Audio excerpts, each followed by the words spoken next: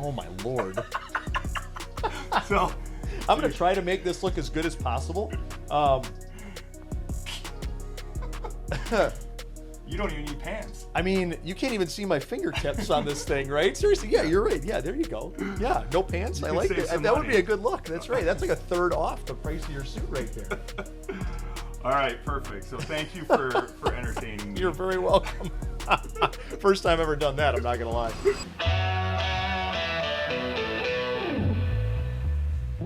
Welcome to this week's episode of the No Fear podcast. FEAR stands for Fake Events Appearing Real.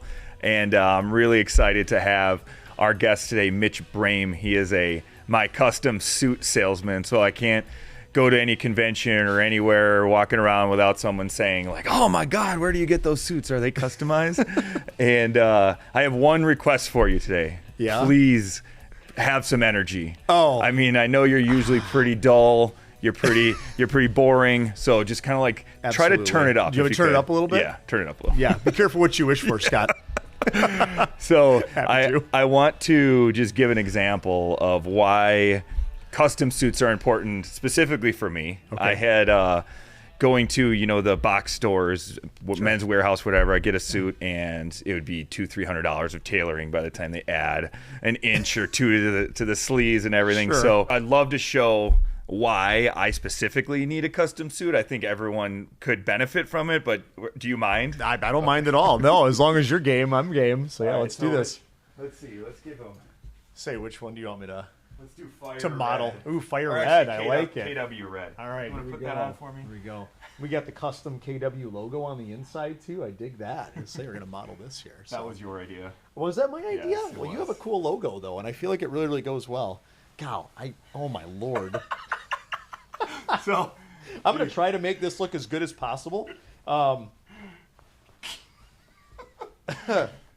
don't even need pants. I mean, you can't even see my fingertips on this thing, right? Seriously, yeah, you're right. Yeah, there you go. Yeah, no pants. I like it. That would be a good look. That's right. That's like a third off the price of your suit right there. All right, perfect. So thank you for entertaining me. You're very welcome. First time ever done that, I'm not going to lie. That was a good color. That was a good color to choose, I think. That's good. It goes with my light blue and my gray, I think that goes very, very well. So, have to be matched in all things that we do. I love it. All right, so the one question I have to know as we start is, sure. Were you born and you're like, hey, I want to be a suit salesman? Or how did that journey that journey progress? I could show you my tape measure right now if you want me to. I think I wiped off all the afterbirth, I think, from it. I think it's pretty much good. I usually drape it around people's necks and so on. I think it's good. It's good effect. Anyway, it's good effect. It really is. They have no idea. So I'm glad you asked that question. So yeah, no, to answer your question, no, I had no idea actually that I wanted to be a custom clothing salesman. Actually, I think that the best way to put it is that I always knew that I wanted to be in business and I always wanted to have my own business. I think that's probably the best way to look at it. Now, it didn't become evident to me that I would even have any interest in clothing until much later in life. When I say much later, I'm talking once I actually entered the workforce and once I actually had time to be able to really kind of figure out, what I was doing and where I was going, which was right about college age, I would say. So to kind of give you a little bit of a backstory, right? Perfect. So will that be helpful for you? So grew up Middleton, Wisconsin, great area to live and everything, great childhood. Parents are awesome. But, like a lot of families, right? We didn't have a lot of money. We didn't have a lot growing up. My parents did an amazing job. They're great people, but we didn't have clothing, especially nice quality, high-end clothing in the budget, right? Like many people. So when you go to school every year, so you get your, basic pair of Payless shoes, right? And we'd shop at Walmart. So, and that's fine. There's nothing wrong with that. But that was always just kind of my upbringing. So when my dad and I specifically can remember walking to church together on Sunday mornings, and if I had anything to dress up in, it would be say a pair of khakis and maybe a polo or maybe some sort of a button up. But inevitably, because it was from a less expensive store, it was usually always polyester. And so polyester locks in heat. So you get these really, really great Wisconsin summers that are 95% humidity and it's 90 degrees outside, and you're walking to church on a Sunday morning and you're just, you're sweating balls, man. Yeah, exactly. So that was always my recollection of wearing dress clothes, right? So later on in life, when I started working and everything, I started working out at Boston store. It was my third job, actually. My first job was at a Halloween store, just seasonal work for about a month and a half. Second job was at a hardware store over the summer. And then my third job, when I think I was all of 15 and a half years old, something like that, I worked at Boston store at the Westtown Mall. And I started off in young men's, and I was just essentially doing whatever I could to figure out my own way. I never ever worked an actual like retail sort of a job aside from being at the hardware store and, putting away Halloween costumes, right? So, cleaning up after people and so on. And then I started kind of floating over to the menswear section. And I would call them old codgers, I guess, back in the day. I mean, nowadays they're probably like, late 40s, early 50s or something. They're probably like 35. They probably, I was just going to say, they probably were, right? Some had gray hair though, Okay. and I guess, Right. some people go gray early. You're right. Yeah.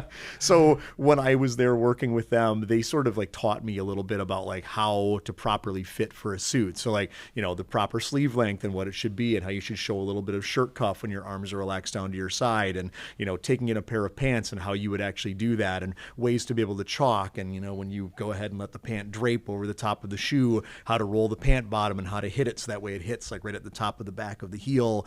And so all these different things they sort of taught me how to do. And I was never exposed to that from a very young age, right? And so at 15 and a half, it became very interesting to me. And then when I first got my first suit, and it was a Tommy Hilfiger, I remember that it was actually like this dark charcoal gray solid, nothing crazy special about it, nothing visually interesting in any way, but the fact that it was properly fit to me, and I'd never had anything like that before, to look in the mirror at myself and be like, wow, like I'm pretty well put together here. Like I'm not, I was always kind of like a gawky kind of like, weird kid and had bad acne and everything up until I was probably like senior year of high school. And I feel like that helped give me some confidence to be like, hey, like I can actually look halfway decent. Like, there's a few other things I got to work on. I mean, these giant like 1970s glasses probably need to go, and maybe we need to go and work on the acne a little bit. But beyond that though, I loved that feeling, and like just, looking at myself in the mirror, I really did kind of feel better about myself. You know what I mean? As shallow as that may seem.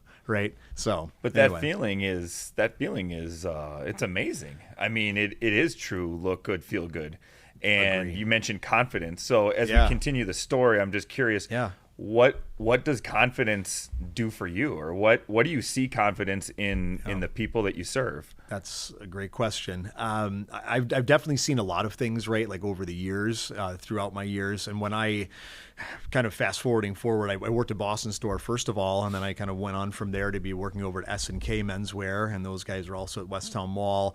That was also some more of like the kind of entry level pieces and things. And then from there, I actually worked over at Marshall Field's, and Marshall Field's definitely had some of like the upper kinds of quality pieces, at least for the Madison, Wisconsin area, Yeah. right? So working there, it just again kind of like helped me like hone my skill overall. But when I actually transitioned to actually working inside of the custom sort of realm is when I started working at Tom James Company. So I worked for Tom James Company from 2004 until 2010. And I specifically remember walking in and I'm like, I look good. You know what I mean? Like I've got nice stuff. I've got Marshall Field's, I've got, Joseph Abood, Golden Trumpeter series, and I've got, Kenneth Cole, and I've got, Tommy Hilfiger, and I've got these things, and like, I look good, right? Like Ralph Lauren.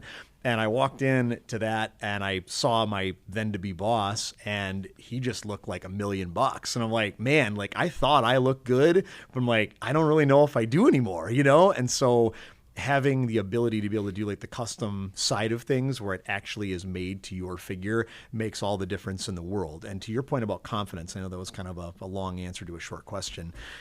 When I first put on my first custom made outfit, and again, I remember exactly what it was. It was a navy blue, and it was like sort of a cream like stripe with like a little bit of like a light blue stripe to it. And I got a pink shirt, and I remember I got chestnut Allen Edmonds shoes with a matching chestnut belt, and it was a French cuff shirt, which you just couldn't find back then. You could find a few more of them back then than you can now, but nevertheless, you just really couldn't find French cuffs. And I remember I put on that outfit, and I kid you not, man, Scott, it was like, it was otherworldly. And I know that sounds odd and trite to say that, but like when I look in the mirror, my confidence was already high, right? But like when I put that on, it was a whole nother like level. It was just like, pachoom, like over the, the moon sort of confidence. Yeah. So yeah. And I remember, when walking in to an appointment, or when, say for example, if I was out to eat or whatever the case may be, if I wanted to meet a new client, we would go up and we'd float somebody, is what it was called. That's what they had called it at Tom James, called floating someone. And so you'd walk up and you'd say, "Hey, Scott, you got a great looking jacket on there, man. Like, where'd you get that at anyways?" And naturally you'd tell me exactly where you shop at. And then I'd be like, "Hey, like I just wanted to introduce myself. My name is Mitch Bram," and, Bram actually. But anyways, and I work with Tom James Company, and, here's my card. If I can ever help you, looking great, give me a call. So I remember that was a part of what we had to do at the time. And I remember that going out to dinner with a friend of mine, he didn't believe that I did any of this stuff. And he was in clothing with me for a number of years. And he's like, "No way." He's like, "You don't have that kind of confidence." He's like, "I know you." And he's like, "I know for sure you don't have that." And I'm like, "No, man, BS." I'm like, "I got this," And he's like, "All right." And he's like, "Not a guy." He's like, "How about a girl?" I'm like, "All right, fine." And I was in my suit and I felt that confidence. And he's like, "Okay." And he's like, he picked out a girl who was probably 2 years younger than me at the time. So she was probably 18, just turned, with her mom, no less. And we were at Outback Steakhouse on the West Side. I remember this vividly. And he's like, he's like, "Get her number, go get it." And I'm like, "Okay." And he couldn't believe it. And I'm like, "Yeah, no problem." And I popped up and I went right over and I'm like, "Hey," I'm like, "My name is Mitch Bram." I'm like, "You don't know me, but I'm like, I just want to tell you, I just think you're absolutely gorgeous." And the mom was just like, "Oh my gosh, that is such a sweet thing for you to say. Thank you for coming over." And I'm like, "Yeah." Did she give you her number? She did not, only because of the fact that the mom. I was after the daughter, but yes. Yeah. But no, you're right. Yeah, the mom almost did. That's a very good point. But I just remember that so vividly, though. So she had a boyfriend at the time. They were very, very serious. It's a high school sweetheart sort of a thing. Understandable. But the mother was just over the moon, and the daughter was just in awe as well. And my buddy damn near fell off his chair. Yeah. Right? I mean, he just couldn't even believe it. So at that point, then, of course, we had to get him a custom-made suit as well. So anyway, that's just one little kind of fun story about the confidence, I guess, that I really felt when I first got custom made. Okay. So yeah, but that's awesome. So I mean, that's a good sales technique. Show off your confidence, and I mean that is something that everyone's searching for, everyone's seeking, whether it's whatever they do. So I would say for me, it's very similar. The first time I put on the custom suit, I mean it was right before COVID. Okay. I mean it literally so these are in order, but you've got a couple of them. I remember I ordered 3. It was full suits. It was 3-piece. It was shirts. It was everything, even the ties. Yep, absolutely. And I'm like, I'm set. And then before they came, COVID happened, and we just all had to stay at home. And I'm like, damn it. I remember they coming, and it's like everyone's at home. Yeah. So I remember every Tuesday that month, I put on the full suit, 3-piece suit, tie, everything, and I just worked from home. And I took a picture and I called it, I don't know, New Suit Tuesday or something. I think it was. And it got it got a lot of traction because everyone thought it was funny. Sure. And thank you for doing that, by the way, too, because you were holding the bar high for me, man. I mean, everyone's sitting around there and they're sweatpants or half naked. Yeah, you're doing the deal. And I don't know, there's a difference. Even let's say you're working from home, for example, and you're wearing your sweatpants versus suiting up. Right. It's like, okay, it's true. I'm going to work. It's just a confidence, flipping a switch. Yes. And so that's awesome. What about your clients? Do they text you? Do they share testimonials? Hey, because of this suit, so-and-so happened? Yeah, they absolutely do. I know one of my good friends as well as a client as well. I know that he was always sort of in a job where he didn't necessarily love what he did, right? But he knew that he could do it very, very well, and he wanted to kind of get to the next level. And I'm like, hey, man, let's get you all suited up and everything. And he's like, yeah, I don't really know what that's going to do, And I'm like, no, this is going to make a big difference. And we got him suited up and all, and it was actually not even a full suit. It was just a sport jacket and a pair of slacks and everything. And I'll tell you, the confidence that he actually felt, though, after having those pieces in the wardrobe and everything, he was like, you know what? He's like, I think I'm actually finally okay with reaching out to my boss and telling him that I want some more responsibility, in my role. He's like, I don't want to always be at this level anymore. He's like, I want to kind of step up. I'm like, yeah, good on you, man. That's awesome. And just telling people that you want more responsibility and having the confidence to be able to do that really can make all the difference, I feel like, right? So that actually happened. And he went from making, I don't know, $54,000 a year to being in a position where he was leading 6 different people and he was leading the entire team. And he was getting paid almost $100,000 a year. And that was, an overnight sort of a thing. He sat down with the boss, asked for the opportunity. I think it was the next day. He was like, yeah, absolutely. He's like, let's get this other person out of there. And he's like, you're going to be the guy. So I'm like, that's really, really cool. You know, like you had like the confidence then in that case, you know, just off of like feeling that great and like looking in the mirror, because he'd always just been more of like an alternative sort of a dude. You know what I mean? Like in like the band world and all. Yeah. And he was in like an audio visual sort of a space and everything. But yeah, it really just kind of helped him to step up. But I've seen plenty of times where people, yeah, they get promotions.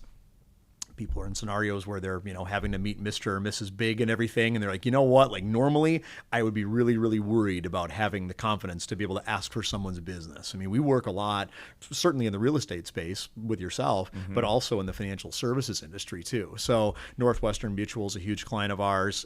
You know, everyone's probably been approached at some point in time, right, by someone that either sells insurance, life insurance, or investments and things. Yeah. There's a lot of people out there, right, that do it, much like realty, right? And so being able to set yourself apart, right, is such a huge thing, which is something that I think our clothing absolutely provides. But in addition to the fact that it gives you the confidence, and when you're sitting down with someone who's worth 5, 10, 20, 50, $100 million potentially, and you want to take over a part of their portfolio, you better come ready and you better come, you know, set to be able to have that conversation and be direct with people. And you don't want to be worried about like, what's going on here? And, you know, like, am I looking right? Am I feeling right? Like, I don't know, man. Like, you know, like my stuff's dirty. I'm disheveled. No. And it's like you said, you hold yourself differently when you're actually properly attired. So yeah, so we have that all the time where people are like, yeah, man, I closed this monster deal. And like, I never ever thought that I would actually have the chutzpah or the balls to, you know, just say like, hey, you know, like we want to take over this, you know, account and everything. And guys will give me a call like, dude, thanks to you, man. Like I just closed this huge deal. I'm going to pay like, you know, however, I don't want to, you know, let the cat out of the bag or anything, but several hundreds of thousands of dollars on this new account we just signed up, right? Yeah. So like, that's awesome. Like that gives me a lot of energy and, you know, really, really fills my cup, I guess, so to speak. So when they do that, you're like, oh, that sounds like a 50-to-1 return on investment. You should probably buy, you know, 20 more suits. Absolutely. You know? Think of what could happen. Yes, precisely. No, I always put that out there. I just think I'm a good enough salesman in order to be able to make that actually happen. Yeah. I'll inevitably get like one more suit sold or something, you know, but at the end of the day, it's like, that's all it goes. No, I'm just kidding. Yeah. So you were working for Tom James, which is another, you know, custom suit. Then now where you are is Fine Line. Yes. Is that another brand? Is that your own thing, or what is Fine Line? Great question. Yeah, thank you for asking that. So it is my own line. It is my own brand. So I was at Tom James from 2004 until 2010. That was my most recent, you know, company that I'd worked for and in the custom made space. And they're a good company. They really are. At the end of the day, if I didn't work there, I wouldn't have had like the tools and sort of like the know-how of how to go out and see people at their homes and offices and do what I do. So I really do applaud them, and I have a lot of respect for them as a company. But that being said, I had worked there. The economy had gone terribly badly, and you remember this back in late 2007, early 2008. We had the housing market crash. Obviously, you remember this. And so I worked at Tom James from 2004 until early 2010. I got to a point where I was like, I can't make a go of it in this kind of an environment. And in Madison, Wisconsin, we have people there that certainly have means to be able to afford things if they want to, but a lot of people are very, very casual. And so when that event happened, 2007, 2008, we lost probably 60 to 70% of our market share almost overnight. So I held out as long as I could, but eventually it got to a point where I'm like, I have to have a job where I've got some sort of, you know, money coming in on a regular basis, and it's not just commission only, which is why I left Tom James at the time. And so I actually went into healthcare for about a year. Healthcare was a really, really good reminder of the reason why I love doing what I do. I'll say that. And nothing against healthcare professionals at all. I was working in assisted living homes and skilled nursing facilities, and it was just sort of sad to me because I didn't really have a lot of connection with my end client at that point in time, not like I do when I'm actually working with someone like yourself. So to that end, I worked there for about a year or so, and I talked to my wife, and I was like, I have to, well, my now wife, back then just my girlfriend, I was like, I have to do something other than this. I'm like, I'm just so fulfilled when I work with people and I get to know people, and it's my client and it's a one-on-one sort of a relationship. It just works so well for me. And so she encouraged me. She's like, yeah, like, you know, if you want to be able to do that and you don't want to go back and work for someone, I will help support you. And so I was without a job. I left my job over at working for special care and everything. And I started on the process of trying to start my own company. And it was definitely a long arduous task. I will say that. I never went to the factories. I never ever went overseas or, went to any like the local factories and tried anything. I went through essentially a process of like just, trial and error. So I cleaned out my 401k in order to be able to start it. I didn't want any partners in this thing. And I was like, I'm going to take a chance on myself. I mean, I saw where my bank account went and I saw where my stock account went in 2007 and 2008, like everybody else. And took a major dive, and nothing against anyone in that industry, but their lack of caring for like, where things went and where money went was like, oh yeah, the answer was just put some more money in, the market will correct itself eventually. Just keep putting your money in. And to me, I was like, you know what? Like that's a kind of a cop out in my opinion. Like I need to go ahead and make this thing happen for myself, and one thing, and I will say Tom James did definitely teach me this, and it was in a book, and I can't believe, I'm trying to remember if it was As a Man Thinketh or what book it was, but the line is, if it is to be, it's up to me. Yep. Is the deal. And you probably heard this, right? Yep. I mean, you're good at reading and everything too, right? And you absorb this stuff. So I really took that to heart, and I'm like, if it is to be, it is up to me and nobody else. And so I'm going to go ahead and I'm going to create my own path on this thing. All of those words are 2 letters. Yeah, if that's it is true. To be, it is up to me. So I never thought about that. Small, powerful words can mean, or the small words can be so powerful. Absolutely. I never thought about it that way. Yeah. Actually, no. I'm glad you actually brought that up. So no, that's really cool though. So, there's a lot of people in your shoes right now. Yeah. About, you were in healthcare, whatever it is for them. Yeah. They're not feeling passion. Their soul isn't on fire. They're just, they're doing it for the money. Right. Not everyone has super supportive spouses either. Right. A lot of times the spouse says, "No way, you can't do that. Are you crazy?" So I think you were lucky there. You should go home and give her a smooch and say thank you. Absolutely. And my question is, what would you say to them, or what fears did you have in the moment?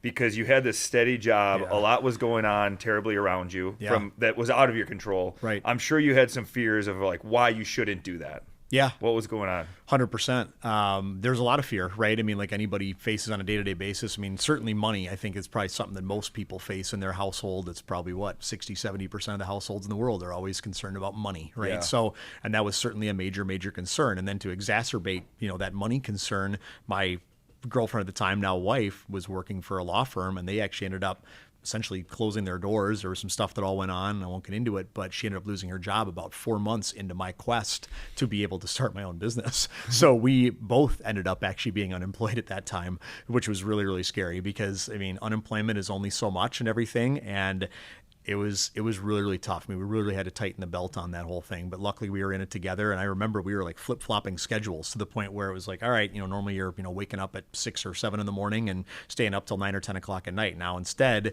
we were literally staying up until like 5 or 6 o'clock in the morning. And then we were going to bed, and then we were getting up around probably like 3 or 4 o'clock in the afternoon, because all of the different factories that I was trying to work with and trying to figure out my whole process and everything were all on their time, right? So talking to people in mainland China, talking to people in Turkey and Thailand and, all these different countries, right? So we did a full-on flip-flop, and it was that way for probably a good 6 to 8 months or so, where we didn't know like what day it was and, which way was up or down. Yeah. But to answer your question though about other fears, I mean, so money is certainly one of them.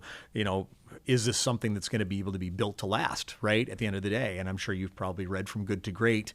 That is also a book that really kind of stayed with me, through my time. Mm-hmm. Can we make something that really can be built to last, that really, can stand the test of time against a sea of other competitors out there, right? So, and then you think about your competition, right? I mean, I got to compete against my old company. I know all the people there. They're great people. They do a great job. So that's, also a daunting task. And then also, where am I going to get all these resources from? I mean, when I was at Tom James Company, everything was vertically integrated. So they owned the pant factory, the suit factory, the shirt factory. I mean, they own everything. I mean, Holland and Sherry is owned by a subsidiary that, controls them. So that was also a major concern for me as well. So yeah, there was definitely a lot of concerns out there. You had a lot working against you. Yeah. And then your girlfriend at the time lost her job. Did you ever think, okay, this is not the time, I'll just go back to so-and-so?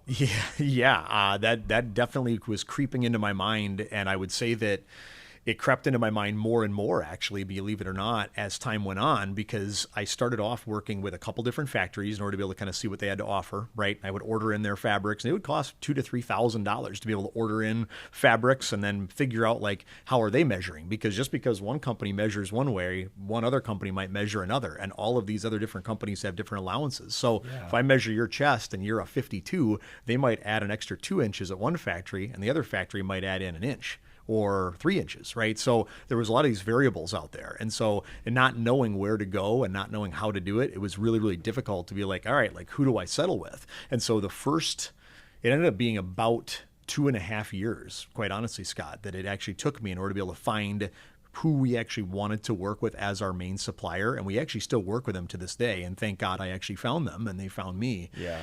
Thank God that I did that, because up until that point, about a good 6 to 8 months in, my now wife and my girlfriend at the time was like, at what point do we need to pull the plug on this? Because we need some income here. We need this to start paying itself off. And she's like, you selling $800 a month or $1,200 a month in clothes, I ain't going to do it, And I'm like, and I agreed with her. And we were finding there was a lot of issues too. A lot of these different factories we were working with, and they had what we would call rack appeal. And we call rack appeal something that looks great on a rack, but when you put it on and you wear it for a couple of days or a couple of weeks, things start happening. So buttons start cracking, seams start coming apart, you know what I mean? Hems start falling out, and kind of all hell breaks loose. So we were noticing that a lot. So that was really a genuine concern for probably a good 2 to 2.5 years. But I stuck to my guns, and I just told her too, it was like, you have to understand, babe, like if we have one good month, we'll literally wipe out like all of this starter sort of stuff, because we started the company, I think I only had 25 grand in my 401k at that point in time, after things had gotten really, wiped. And I had maybe, I don't know, 2 grand in savings. My dad, I think my mom gave me $5,000 when my grandfather passed in early 2010. And they were like, hey, you can use some of that towards it if you want to. But I really didn't have a lot to start. But I will say I had one good month, like I promised her I would. And that month right there, I think we made like $16,000 in 1 month. And I'm like, do you see here? Like, do you see what this can do? And she was then a believer at that point in time. And she always has believed in me, which is awesome. And I really appreciate her for that, of course. Yeah. But that was a daunting task to be able to get to that point. But once we did that, though, then she was a believer. I was a believer for sure. So, yeah. So I don't want to gloss over the fact that you said 2.5 years. Yeah. Like, that's a long time to bang your head against the wall, And I mean, the Acres of Diamonds story is, they're digging for diamonds, they're digging for diamonds. They stop, and they were just that far away. Yeah. And, it could have been 2 years and 5 months, and you said, you know what? This was fun. I'm going to go to healthcare. You'd probably be a very good bedside nurse, by the way. Like if you came in, I would be like, thank you. Yeah. I would all my troubles would go away. But thank you. But I just don't want to gloss that over. Thank you. I thought of a question in the moment. Sure. All right. Yeah. So let's say it's like 2 weeks after you found out that your girlfriend lost her job. Okay. Yeah. And you could travel back in time. What would you tell yourself?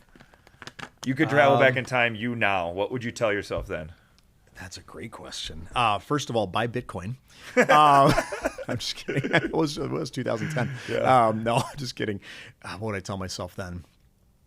I certainly would say stay the course. I mean, but I luckily, of course, had that gumption or that, whatever you want to say, perseverance to do so. Yep. I would say I would say it's all worth it is what I would say. It's all worth it, because at the end of it, I cannot tell you how freeing it is, and nothing wrong with any other place I've worked at all, but having your own business, much like you do as well, having that freedom where no one is in your ear, over your shoulder. Where are you? What are you doing? What's happening today? What are we doing? Like, nope, like this is on me. Like, this is what I'm building. You know what I mean? Like, this is the deal. And like, if I want to go and take a day off, I'll take a day off. Now, granted, I work 100% commission too, right? At the end of it, but it becomes so much more of like a macro sort of a focus than like this like microcosm sort of focus on every single day, and like having to be like, oh man, I got to get every single last sale and every single last dollar of everybody that I see. It becomes so much more freeing and so much more relaxed that you're like, yeah, like I'm building something with my clientele. I'm building that relationship, even like what you and I have. And you and I got introduced through your old roommate, right? Through Ben Bemis. The only guy. Shout out to you, Ben. So there you go. Thank you. So yeah.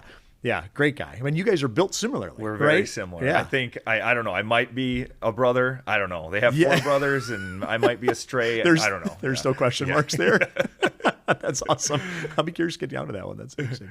But yeah, so it was great getting introduced, though, obviously to yourself, from Ben. And, we meet so many great people, and you just have no idea, like, the kind of effect they're going to have on your life, whether positive or negative. But I've always been the type of person to have that silver lining sort of approach. And maybe I'm just naive or gullible or whatever else, but I do believe in the best in people. And that's one thing that I think is so great about this, is being able to work with so many awesome people, you know what I mean, that are in all different walks of life. Yeah. In all different levels of success, quite honestly, so. Yeah. And one thing I heard is, the commission only, right? Yes. So if you're starting off, and every check, every dollar is just so important, it's a matter of, do we eat ramen or can we go to McDonald's? I don't know. True. So Or in that mindset, it's harder to really be focused on the client as much, the client first, because you're so in need of that commission. So that's true. Now when you're in this area where the client is much more than the commission will come. You're not so worried about it, which 100%. Which is amazing. And I have a opposite question. Sure. So now let's say you did go back into wherever. All right. You quit. Yep. And you're your age, or let's just say you're 60. Yep. All right. What regrets do you have? What do you think's going on in your mind if you quit, you gave up, you went back to wherever? I think that I would be very, very sad about the fact that I never maybe took the amount of time or maybe put in the effort. And maybe these are just things we tell ourselves, right? Of oh, well, if I just would have done this, then it would have worked out. Yeah. I've certainly been in scenarios where perseverance did not pay off. Okay. So let's just put that out there right now. But I think, looking back, if I had that prior knowledge and everything, or whatever the case may be, I would be very much disappointed, I guess would probably be the best word, in myself, that I maybe didn't stick it out, or I didn't really truly go for what I was passionate about. You know what I mean? Because my passion lies not so much just with the clothing itself, but being able to help the people that I work with to be able to seek and find their individuality and their look and their feel right at the end of the day. And I know those are existential sorts of things, right? Looks and feels and all this, but it's really truly a thing, right? At the end of the day. So I don't really so much look at it as oh, I just got to get you a suit. We got to get you a suit. It's no, let's find what really gets you energized. I mean, you told me when you put this jacket on this morning, you're hey, I'm going to wear this one, right? You said because it's your favorite. Yeah, I have definitely the favorite. And the reason why this is the favorite, I mean, look at it. It's amazing. Amen to that, brother. I call it the freedom suit. So, all right. Yeah. So I've got the guitars in here because I'm learning to play the guitar. Yeah. Okay. At the, I mean, frankly, frankly, I bought this during my divorce. That's right. I forgot about that. On the collar, underneath the back, freedom. Right? Hell yes. And I know that, and people don't. And so you put it on, and you just kind of feel, different. You feel good. Liberated. I always put my word of the year in here. So this year the word was That's alchemy, right. because it just means basically reinventing myself and absolutely and all of that. So I know that's all happening, and other people don't. Sure. Now the funny part is the first suit you bought me is what do you want the zipper to say? And I was like, what? the flap of the zipper. The flap of the zipper? I just put Rainmaker, because that's what we call ourselves, a team leader. So sure, it's a special feeling when you have Rainmaker on your zipper. The inside of your and nobody else knows. That's you just awesome. kind of have a little mental edge. That's right. Absolutely, you do, for sure. Well, and I love those little Easter eggs, and I'm a big, I love little detail sort of stuff like that. And that's probably why I dork out on clothing as much as I do. Whether it's a last buttonhole being a different color, or to your point, the monogram on the fly. And trust me, we work with a lot of wedding parties out there. Things get pretty raucous when we work with some of the bachelor parties. We're what do you guys want your inside fly monogram to be? And we've got some doozies, let me tell you. So anyway, but yeah. So that being said, it's so fun though, just be able to put those little details in. I'll actually have guys every once in a while, they'll call me or text me, and they'll be like, dude, what the hell? And I'm like, what, am I in trouble for something? And they're like, no, but I just found there's this monogram on the inside of my pant fly. When did you discover that? Well, just taking a piss in the urinal, and all of a sudden I just saw it there. I'm like, you've had that suit for 8 months. You don't look down there a lot, clearly. So anyway, that does happen from time to time. That or the heel guard. That's another one of them. We have another spot for it. So at the end, or a little later, I want you to show off some of your widgets. But I just want to know, or I want everyone to know, when you walk into a room with your your everything. Yep. I mean, it's like a tornado. Oh God, I yeah. mean, you're in a different suit, fully dressed, 3-piece every time. You got just Thanks. like I don't know. It does seem a little otherworldly. You're like, hell yeah, let's go. And it is a Thanks, little man. bit addicting, but it's fun. You can tell that you're so passionate about it. Thank you. And what I don't have is I don't have the fabric knowledge or the color knowledge or the Sure. what's You don't need what's to. Yeah. what's popular, what's not. So Yeah. it's just like, all right, tell me what's good. What do I Sure. got?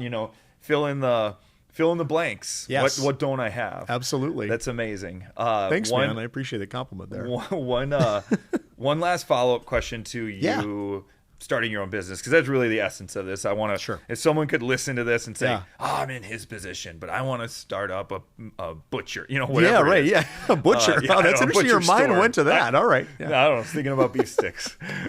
But so your childhood, you mentioned you didn't have a lot of money. Yeah. And well, whatever. Yeah. I don't want to put Yeah. words in your mouth. No, you're exactly right. And so the way we're raised has a lot to do with just our outlook on life and money and tolerance to risk. Absolutely. And the more you share, the better for me and my Sure. ratings. Yeah. But Happy to share. normally in that mindset, you would be more higher probability to go back to the steady, the job, the paycheck. So True. How did the way you were being raised affect your mindset, and how did you overcome that? That's great. Great question. I think you're exactly right, first of all. And I think that what we're noticing nowadays, and I just actually heard this from my barber the other day. You brought up like barber talk, one of the gents here did. And he was talking to me about this, and he's like, you realize that like this generation right now has basically been the most spoiled, is essentially the best way to put it, in essence. We've got the most material goods ever in civilization that have been gifted and given to all of the kids nowadays, right? All of this generation. For us, and going back to like us, not having a ton of money and everything, right? Like, I'm not trying to make it like a bad thing, because it's not a bad thing in this case, because this actually did help me to kind of bootstrap myself to success. My parents always told me, like, here's the deal, like, you're going to get X, right? Like, this is what's laid out for you. You'll have this, you know what I mean? We're going to take care of new shoes and a new outfit for you for school every year and all your books and everything.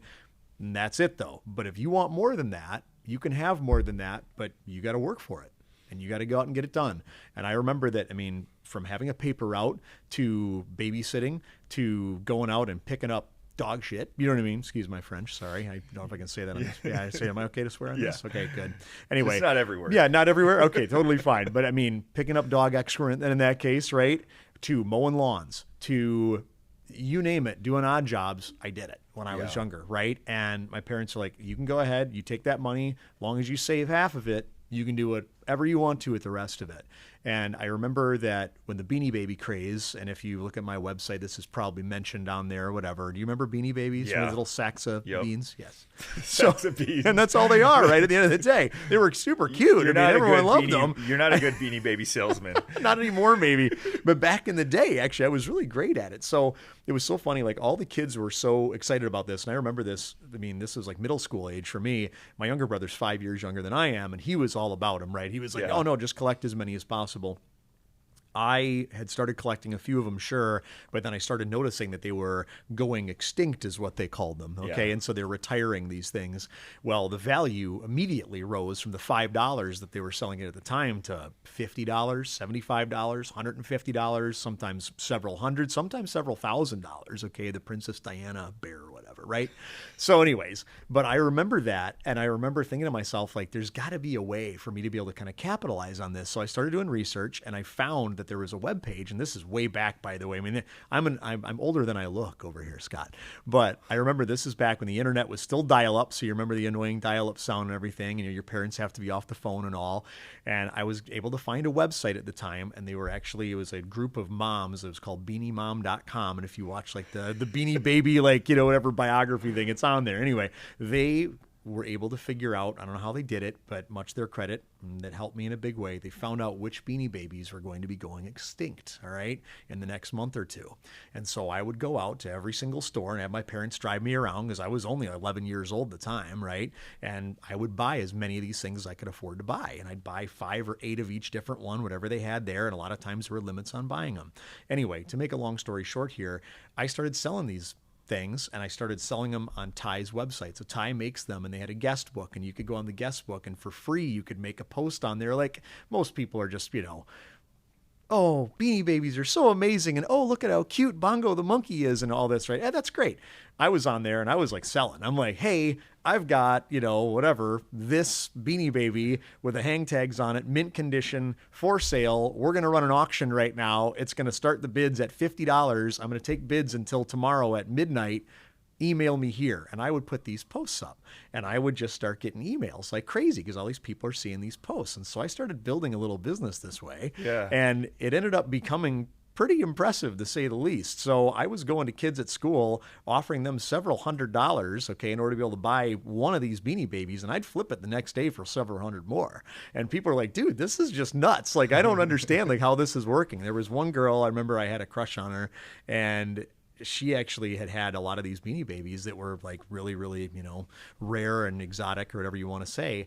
And I told her, I'm like, hey, I'd love to buy those from you. And she's like, well, I've got like 20 of them. She's like, what are you going to give me? I'm like, well, name your price. And I just wanted to impress her, obviously. And I wanted to be able to buy these Beanie Babies at the same time. She's like, all right. She's like, there's 20 of them here. She's like, I want $1,800. And this was, by the way, this is middle school, mind you. This, Holy okay. crap. This is middle. I'm in 7th grade, okay, Yeah. in middle school.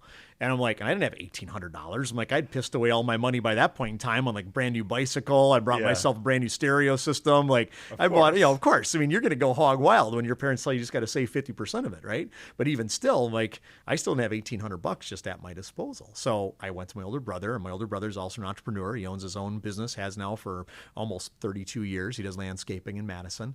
And I told my older brother, Brian, I'm like, hey, you've seen me doing this. I've been doing it now for about, whatever it was, a year and a half or so, whatever. And I'm like, I promise you, if you give me a loan, I'm like, I'll pay it back to you inside of a week. I'm like, I will have these things sold to be able to pay you back. And he trusted me and he believed in me and he gave me that loan for $1,800. And I literally walked in the next day and I'm like, here you are. I'm like, there's your check, $1,800. And she, again, about fell off her chair. It was a big to-do, like it was an art class and like all the kids were like gathered around sort of deal. People were like, what are you friggin' nuts? $1 million like, to a 7th grader. Dude, absolutely. Like $1,800, and and we did the deal. And I kid you not, literally in the next week I had sold, there was 18, I think there was 20 of them total. I think I had sold 8 of them and I already made all my money back on the 8. So I still had 10 more left over in order to be able to profit from. She had some good rare runs. She did, absolutely. And she, she got a great deal. I got a great deal. And, hopefully I impressed upon her a little bit. I still never ever dated her. I wish I had, but that's okay. I'm in a good place now. So anyhow, but nevertheless, so that kind of upbringing and that kind of wherewithal or whatever you say, that perseverance that I had. And in those moments, I kind of went back to those. So any kind of like that mental fogginess or that, that lack of clarity towards like what I really, really wanted to achieve. I'm like, I know that I can do this. So if I bet on myself, and again, back to the Tom James thing and in the book, it's like, if it is to be, it's up to me.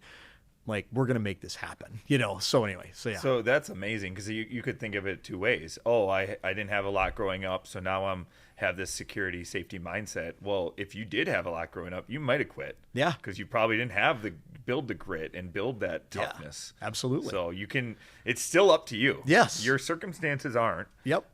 Everything else is up to you. Absolutely. It's a choice, right? Yeah. You got to be proactive, right? We all have an ability to be able to just make a choice, and we can handle whatever comes in and we can decide in any which way in order to be able to make that decision. So that's up to you, right? And there's plenty of great lines out there, of course, right? Yeah. Like whether you believe you can or you can't, either way you're right, right? And I also love one, I can't remember exactly I don't know if it was Emerson or not, but he says that all power is from within and is therefore under our control. Mm-hmm. And obviously there's a God component. In my opinion, I'm religious, but you know what I mean? That being said, you know what I mean? Like through God and through everything else out there and through your sheer belief in yourself, I think anything is honest to God possible. I really, truly do. So yeah. So I would tell anybody that's out there thinking about like, hey, should I make this happen? Should I try to take this leap of faith?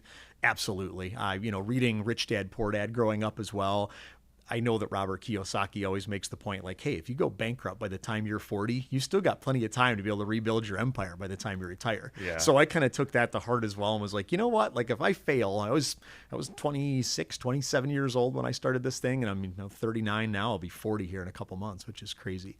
But that time in my life was certainly kind of like a pivotal moment, I guess, right, overall. In fact, I was actually going to call the company Suited 27. I was actually going to call it that because I was about 27 years old when I started it. Yeah. So anyway, and then we decided to go with Fine Line. So Fine Line's good. Fine Line. So one thing I like most about Fine Line, Yeah.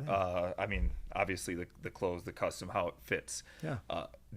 My first 2 suits are from Tom James, which is funny. I mean, Yeah. I don't know Ironic. if you knew that. Yeah, I did not know that. No. At the time, I don't know if it's the same or not, and I can talk because I don't work for anyone. Yeah, right. So Yeah, this is true. What Yeah. I Neither do didn't I, like yeah. about Tom James was it was like, here's your suit. Okay. Oh, do you want this color button? Well, that'll be X amount. Do you want this lining? That'll be X amount. It was just a ton of upcharges. Yep. Even if the Nickel and upcharge is, diming. Yeah. even if it's $20, it's kind of like, it doesn't feel good. So when you came and you can you actually pull out your Sure. stuff now? Absolutely. When you came, you started pulling out your buttons and your threads, and I was like, nah, I'm not interested. Like, just I don't. But it's all part of it. Absolutely, It's no it more. is. And that's actually probably the most fun of it all is how excited you get about buttons and threads and so if you want to show, Certainly. could you show some? Yeah, Certainly what what you have? I definitely can show you guys some of the stuff that I've got over here for sure. And I'm glad that you brought that point up though too, Scott. So and nothing against Tom James and how they operate. I agree. When I was there, I too experienced the exact same thing. And for me, and you know how excited I get clearly when I'm doing this stuff. We just talked about that. I would always go out and I'd see a client and we'd start working with stuff, and inevitably it'd be like, oh, we're going to get this suit, we're doing this sport jacket, we're going to do this really, really cool lining, we're going to do this on the inside, we're going to do this for the button. How Tom James worked was, of course, they would charge for all those little things, and if I didn't charge you for it on the front end, it would come out on the back end when I'm putting in the order, okay? And so when I would put in the order, I'm putting it all in, and I'm like, what the heck? I'm out of money here. Like, I don't have enough. And my boss would be like, yeah. He's like, because you forgot to charge for all the stuff you get so hyped up about. He's like, and I'm like, oh yeah, I guess that's kind of true. But to your point though, it just doesn't feel good. You know what I mean? When you sit down with someone, I mean, I've got clients that spend, and nothing wrong with anybody. I've got clients that spend as low as, $500 or $1,200 over else, all the way up to literally $25,000, $30,000 in a sitting. And I don't care who you are. It doesn't feel good to get a call after the fact and be like, oh yeah, by the way, we did like some of those cool things we talked about, right? Yeah, you're gonna owe me like an extra like $450 for all that fun stuff. Like, wait, Even what? if even it's $40, or even $40. Yeah, exactly. You're right. Yeah, you're right. Yeah, 100%. And then also too, like on the alteration side, we always include the first alteration round.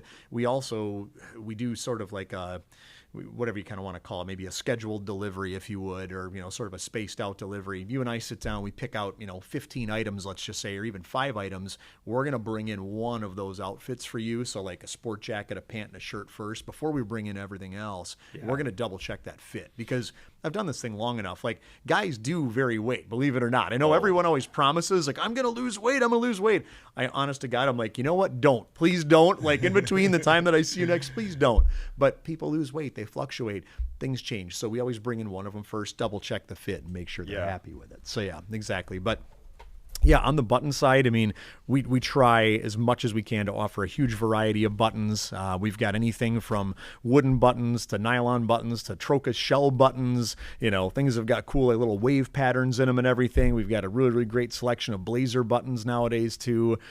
We also now are carrying women's wear, so that's been a huge segment of our market that we were always kind of missing, and that we now actually can service. Yeah, I kept trying to refer you to women, and you said no. Yeah, absolutely. I know. You're like, what's wrong with Mitch? Like, what the heck? So exactly. But yeah, say the skulls. We actually had one of my clients, Mike, actually did this for a funeral suit. He was looking for a funeral suit, and he's like, you know what would be perfect? He's like, those skull buttons. I'm like, that's a little macabre for me, Mike, but do what you want to do, brother. So yeah, but anyway, so we've got some awesome choices on like the suiting and the sport jacketing buttons. Also though, over here with shirting buttons, I think that really what helps make things custom, right, is having those little individual touches, and then being able to also customize the threading that actually goes along with those. those, Yeah. right? So being able to choose literally your button thread that's going to actually hold the buttons to your shirt or to your jacket, or being able to actually pick out a buttonhole again on a shirt or on a jacket or things like that, or even like a last little accent color, or now we're starting to do like the different colored pick stitching, which I know you've been a fan of for the last year or two. Those little touches are again just something that just slightly different, where when you're at a party or when you're at the bar or whatever the case may be, someone sees that and they're like, man, like that is a really, really great looking jacket. You know, like where'd you get that from? Yep. Or even if you open your jacket and like you've got the guitars on the inside, Yeah. right? Someone sees that and they're like, dude, cool lining, man. Like guitars, like, yeah. And then that can actually open up a conversation, right? Where you can be talking guitars with somebody if they're in a band or we're in a band at some point in time. I mean, it used to be cufflinks were such like a big connector too, because it was such an individuality piece, but now no one wears cufflinks anymore. So I think that that's a really, really cool part about what we do as well, that especially being in sales, if you're out somewhere and someone sees it, we all know that in sales, all you need is just to have just a little bit of an opener. You need that icebreaker. Yeah. Exactly. So yeah. Do you have your custom? The linings? Yeah. Great question. Yeah. I can go ahead and show you. Yeah. For sure. I'll show you the linings. It's funny because you can't show me that without getting excited. And so then when you're doing all this the first time, I'm like, I don't have the sense. I'm just like, tell me. And you're like, oh, boy, let's do this and this. And so every suit, when I do get comments, it is literally, typically it's about the threading or like something subtle that I would not notice. Really? Okay. And so it's like this black on black suit. Oh yeah. Okay. I wear that and people are just like, oh my God, look at the stitching. Look at this. And I'm like, okay. Yep. So just elevates it a little bit, right? So you have all these set ones, like the these are I have actually one of them I have is the world. It's the world map, the world map. Yeah, right over here. A lot of traveling. That's right. Yeah, right over here on this guy, right? And it's got a cool color flip too. You say, do you like that? Well, it's got a cool color flip. And the red one you tried on, you were showing me, and you're like, what if you did for $100? You could do a custom logo, and I'm like, yep, because I got my logo in the KW, and every time I go to an event, everyone's like, oh, nice jacket, and then I just go like this and they're like, oh my God, really? Oh hell yeah, that's so awesome. I love it. So everybody obviously is really loving it then in that case. And it just, again, it's just the individuality piece of that, I feel like, right? And it's such a simple thing, but it's not simple at the same time, right? So yeah, a lot of thought kind of goes into it. The last thing I want to mention around just this and the customs is the coat you gave me, the winter coat. Oh yes, because the top coat. I didn't know what to wear each day. Sure. And it sounds funny or weird, but I think a lot of people are probably in this boat. I would wake up and I would put a shirt on, and then I didn't have the right pants, and I'd take it off, and I'd change 2 or 3 times, and that mental energy of just getting up and being like, what do I wear? Oh, I don't like this. Oh, this one's not. And it would drain me. Yeah. And I have so many decisions I make in a day. Yes. You look at the top executives like Steve Jobs. Mm-hmm. He wore the same thing every day because he didn't want to think about it. Right. So now I get the shirt, the coat, and jeans, and I just know, hey, whatever, it's easy. Yeah. And I got really comfortable with going to work. Good. Then it's like, okay, what do I wear when it's cold? What do I wear when it's, I'm going out just for fun? Sure. And the jacket you got me, I'll never forget. You said, if you order this jacket, just be warned that if you're out at the store, there's going to be people that will just touch you. Yeah. And it's probably going to be an old lady. And I was like, there's no way. So I wore it out first time at grocery store, and shit you not, some old lady comes up to me and she just starts rubbing my arm, and she's like, where did you get that jacket? And I just was laughing. Yeah, you say, prophecy comes true. It's so true, man. Absolutely. It's funny how some of those things happen that way. I had another story that's sort of similar to this, and we actually have a jacket much similar to yourself where it's got the silk in it like that, and silk just kind of draws you in, right? Like we're programmed to love like things that like kind of have a little bit of a glittery sort of like an effect, or have like that really nice sheen to them, which your jacket today does and everything, because that's actually it's a part silk and it's part super 140s anyway from Scabal. But anyway, gorgeous stuff. But on that point, we had another one of our guys, and he was actually getting a suit for his wedding. It's the first suit he ever actually got, and it was actually pretty simple. It was just a solid blue, but it had a little bit of the silk in there, and we just did a really, really great fit for him. And his fiance was not actually home at the time, but he had it on. And I'm like, hey, out of curiosity, I'm like, when's your fiance getting home? He's like, oh, I don't know, like 20 minutes. I'm like, okay. I'm like, we're just wrapping up. I'm like, I can have you take it off if you want, but I'm like, chances are when your fiance gets home, it ain't going to be on for long. And he's like, what? And he didn't quite get it right at first. And I'm like, trust me, like, you'll know what I'm talking about. And sure as shit, like the next day he texts me, he's like, dude, he's like, I don't know how the hell you know what you know or like how you do what you do, but he's like, she ripped that thing off of me like faster than I could even think. He's like, I'm like, yeah, I'm like, 'cause you're a stud, man. Like it looked amazing on you. And like, I knew it. So anyway, so to that end about, people wanting to touch you and do things. Yeah, exactly. So when I think it was right before it was right before the world shut down. Sure. Yeah. I have the rack here and I don't want any judgment from those at home because it's a little addicting. And keep in mind, this is about 5 years worth. This is true. And or 4. Yeah. So I've got one thing I just want to mention is each one of these, whatever year I get it, I put my word of the year in. Mm-hmm. I got one of these 2 here I got right before I took on a regional director role. That's right. And so I wrote in there regional director. It just makes you feel good. Absolutely. And then all the, the custom shirts. And what I did at the time was I don't know if you remember this, I sent you a picture of every shirt I had, every coat, every thing. And I said, hey, I need help. I need you to match these. What do I wear together? Yeah. And I had all my ties and I said, which ties should I keep? Which should I get rid of? Sure. And you literally just sent back, those are 1980s. These are good. And you're missing some blue, you're missing some pink, you told me what I was missing. Yeah. To fill in you let me keep a lot of my ties. Yeah. But you're like, you want to get rid of those. Yeah, I feel you. And you just started putting them together because I literally had no clue. Yeah. I could wear like red, I don't know, and then you go out and you have all nice clothes and people are like, that doesn't go together. What are you thinking? So it wasn't only just the clothes you got me. It was, hey, match these go well together. You can pull this off. And it just helped tremendously. Thank you. That's awesome. This one here, and I don't know the best way to show it, but this one here. Oh, yeah, the green, yeah. This guy, I said, you know what? I feel really confident when I'm going to work. Yep. But if I go out to to a bar, to just a night on the town, like, I don't know, I can't. I kind of lie. I say, I didn't make it home from work, so I'm just wearing this. Sure, of course. Good. Yeah. But this one was just like a nice option where I can, roll the sleeves up halfway. I can wear it.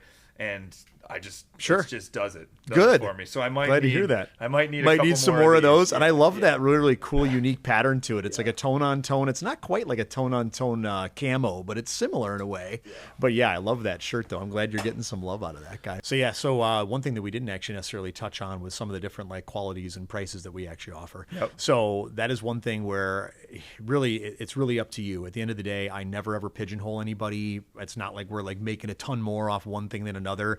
The benefit of me going about things the way that I did and working directly with our factory is the fact that we can offer some amazing, amazing values out there. So not only the fact that we travel out to you at no charge, we include the alterations on the first go around, we also include everything. So you had mentioned before, like the buttons and the threading and the linings and all the fun stuff, that's all included. Okay. All the monogrammings and everything too, right? Which is great. We've got suits that start at, essentially for a jacket and a pant for a 2-piece suit that started about $899, so $899 up to about $1,299, and that's got a really, really great selection of things that are higher quality yet than what you're going to find off the rack at literally just about any store out there. And then we've got stuff that hits our upper echelon and some like the luxury levels. And that stuff's going to start about $13.99 and it goes all the way up from there. So my one bag that I normally have with me typically goes up to about maybe $5,000-$6,000 on a 2-piece suit. Okay. Today I brought something for you that's really, really unique. So this is Scabal, and we work a lot with these guys. You've actually got a Scabal suit on today or sport jacket on today. And Scabal actually is one of the top end, highest quality fabric. They're a mill, but they also procure fabrics from all over the world and everything. Okay. And they're based in Brussels. And the one major thing you always want to keep in mind when you're buying quality is, especially in the clothing industry, is you have to make sure you're working with someone you trust, because there is no oversight like there is in other different industries, which is a great thing in a way, right? I mean, there's no red tape, but at the same time, a lot of different people out there like to try to get away with murder on things and be like, oh, this is a Super 400s or this is a this or that. Yeah. Okay, there's no Super 400s, not yet, at least. Okay, so this is the nicest stuff available right now. This is a Super 250s. This is the Summit collection from Scabal, and you can just see the luster, and you can just feel how gorgeous and just buttery soft those are, right? Yeah. And so if you're really truly looking for a piece that would set you apart from the crowd, that's certainly it. And this is also, to be fair, one of the most, exotic and expensive, pricey sorts of things. What is that cost? Something like this over here. I haven't checked our price lately just because everything's kind of gone up lately. I think last time we were probably talking somewhere around about like $35,000-$40,000 on something like that. For a two-piece? Yeah, for a two-piece suit. Okay. Yeah, exactly. So, and again, I could be wrong on that, so don't quote me. That maybe a three-piece suit Woo. price point. You got to feel good. You got to feel real good, and you got to be like, it's not for the faint of heart, right? Yeah. So at the end of the day, so some really, really great pieces. So $899 to $40,000. So $40,000. Actually, and if you really want to get nuts, you want to get crazy with the cheese whiz here, we can go really crazy. So we've got some stuff that's called pure vicuna, or vicuña is how some people pronounce it. And pure vicuña is something that will probably run you closer to about $100,000 for a suit, actually. So vicuña is like this small little animal, used to only be able to be essentially owned by kings and queens. They've now sort of open that up a little bit more, but there's only a certain amount of mills out there that actually possess these animals, and they've actually found really, really nice, humane ways to be able to take the amount of wool they need, or the amount of vicuña they actually need from these without, destroying the animal, thank God. So anyway, so those are really, really exotic and very, very expensive. Okay. So and we've also got stuff with 22 karat gold. I'm sure, do you remember, I think you probably remember this. Do you remember the fuck you suit? Do you remember this? No, you don't. You're saying, I'm not speaking English here on this one. Conor McGregor had a suit, and this is years ago, and this is for like one of his big fights. And in the stripe of the actual suit, it has little tiny letters. They're about size 6 font, and you can put whatever you want in that suit. Well, most people, if you're in finance, or if you're some big well-to-do sort of big shot, everyone wants their FU suit, right? So Conor McGregor figured out where he could go ahead and get himself an FU suit, where they would actually go ahead and print the little letters inside of the pinstripe. So from 10 feet away, it looks like a pinstripe suit. But when you get up close, you're like, does that say what I think it says?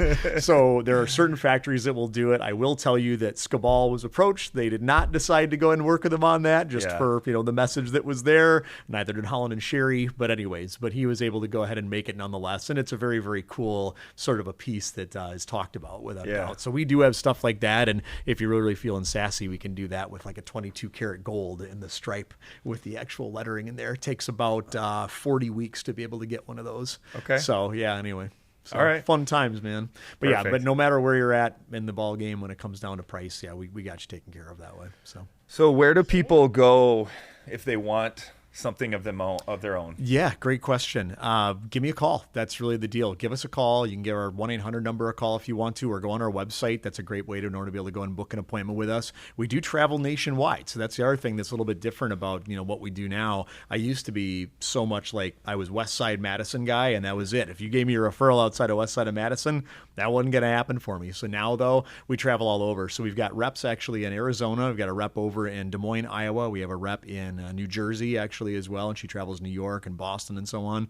And then we actually ourselves get to a lot of other places. So we'll go, and I say we, myself and my business partner Samantha, and she does men's as well as women's clothing and everything. So if you're a woman out there who's looking for some really, really great pieces, certainly give us a call and I'll connect the two of you. But Kirsten also does a great job over in Iowa, and Amy too. But anyway, we travel all over. So we'll go Florida, we will go to Texas, we'll go to Alabama, we will go to Louisiana, we will go to California, Spokane, Washington, we'll go to Coeur d'Alene, Idaho, of all different places, certainly in the Midwest anywhere. So Illinois, Indiana, Minnesota, Wisconsin, Iowa, Nebraska, all that. But, have clothing and we'll travel. And if there's, a group of people, like yourselves, there's some people that are interested, we're happy to help you out. So check us out. It's finelinecustomattire.com. And then, just check out what we have online, where we've got some really cool visuals. We just updated the website. Check out our Instagram. So again, Fine Line Custom Attire.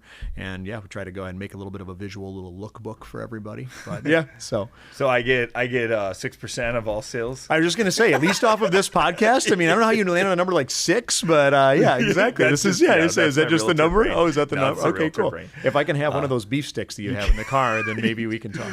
You can put in no fear into the comment There you box. go. Yeah. I like that. That's right. Hashtag no fear. Yeah, tell them that. Now I'm like Jay Shetty. That's right. You are, right? Yeah, no, for sure. But no, yeah. Let them know that that Scott sent you on over, and we'll hook you up with 10% off your first purchase too. Ooh, so yeah, damn. nice little We didn't hook even over plan there. that. Say we didn't actually even plan that, but no, it's something I'll definitely hand out. Thank you again for allowing me to do this. Cool. This is Well, great. thanks for turning up the energy. You can go back to your old boring self now. Now the podcast is done. And I just encourage you, if you're listening, share this with one person. That's really all I ask is share it with one person. And if you're looking to just up your game a little, feel that confidence, give it a try. I mean, it's totally worth it. Thank you very, very much, man. I sure appreciate that, Cool. Scott. So, Take care. brother. Yeah, you too, man. Thanks, buddy.